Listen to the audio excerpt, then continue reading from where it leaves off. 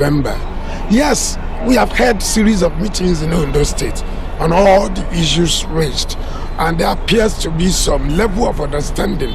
I will not say agreement yet, some level of understanding. I can say particularly with respect to zoning, that appears to have been achieved, that the next governor or governorship candidate of the PDP will come from the South Senatorial District of the state.